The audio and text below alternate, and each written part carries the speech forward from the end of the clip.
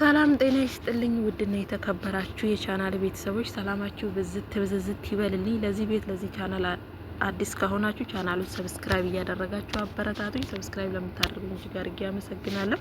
ቪዲዮ ሲጀምሩ በላይክ ጀምሩ። የዛሬው ደግሞ በጣም ከባድና አስደንጋጭ የሆነ ነገር ነው። ቡዜና ዴቭ ይዘው የመጡት ጉዳይ እውነት ለመናገር በጣም ያስደንቃል፣ በጣም ያናድዳልም። ምን አስበው ነው በዚህ ልክ በራን ኳክተው ቤት ድረስ ሄደው ልዑልን ሲጭንና ለአያቶቹ ጋር ይደግ እዚህ በስነ ስርዓት እያደገ አይደለም። አሁን ደግሞ በእንደዚህ አይነት መንገድ የልጅቷን ስም ለማጥፋት ፈንታችሁ በጣም ነው የምታሳዝኑት። የምሬን ነው፣ በጣም ነው የሚያሳዝኑት። አሁን ያን ሁላ ነገር ስትባል እቺ ልጅ ያልተበገረች አንገቷን ያልደፋች በአብርሃም የተነሳ ብዙ ነገር ስትባል ቆይታ ያ ሁሉ ነገር ተረስቶ ያ ሁላ ነገር ሩታ አልፋ ዛሬም ላይ ከነሱ እኩል ስላለች አሁን ደግሞ ድጋሚ ሌላ ስም ማጥፊያ። ይሄ ማለት ምንድነው? ልዑልን በስነ ስርዓት እያሳደግሽው አይደለም፣ ጊዜ እየሰጠሽው አይደለም። እና አያቶቹ ጋር ሄዶ እናት አባታችን ቤት ይደግ ልጁን ሲጭን አልችልም ብላችኋለች፣ አግዙኝ ብላችኋለች። እስኪ ዴቭ ወንድ ነው ተውት። ዴቭ ሲጀመር በጣም አይኑን በጮክ አጠበ ቆይቷል። ዴቭ ማለት ነው። ቡዜ የት ናቸው ልጆችሽ? ለነገሩ ልክ ነሽ እኮ አንቺ ያንቺን ልጆች እንደምንም ወርውረሽ አያቶቻቸው ጋር እያደጉ አንቺ ባህር ማዶ ልጆችሽ ማዶ ስለሆነ እንደዛ ይደግ ልዑሌ ከናቱ ጋር እንዳያድግ የአባቱን ፍቅር እያገኘ አይደለም፣ የእናቱንም ፍቅር ሳያገኝ ሄዶ ከአያቶቹ ጋር ይደግ። እንደዛ አይነት አስተሳሰብ ነው ቡዜ ያላት ማለት ነው።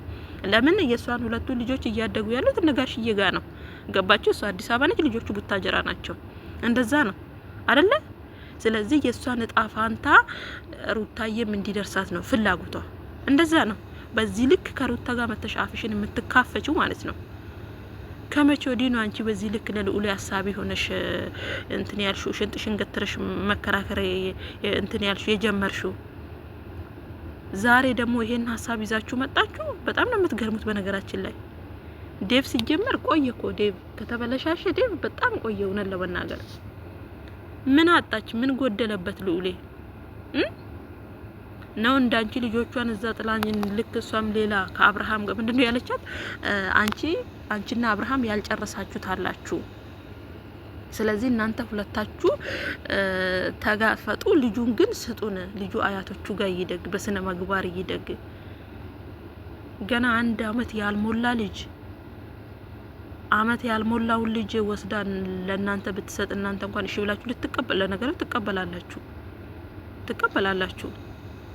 ምን ጎሎ ምን አንሶባት ብዙ ፈተና የተፈተነች እስከዛሬ ደም እንባ የምታስለቅሷት እኮ በልዑሌ ምክንያት ነው እንጂ ሩታ ብቻዋን ብትሆን እኮ ላጤ ብትሆን ታቃታላችሁ። የምሬን ነው። ግን ብዙ መስዋዕትነት እየከፈለች ይሄን የሚያህል ስም ያወጣችሁላት ራሱ በልዑሌ ምክንያት ነው። ያን ሁላ ነገር አልፋ ደግሞ ዛሬ ጭራሽ ሌላ ስም ሰጣችኋት። ለልጁ ጊዜ እየሰጠሽ አይደለሽም።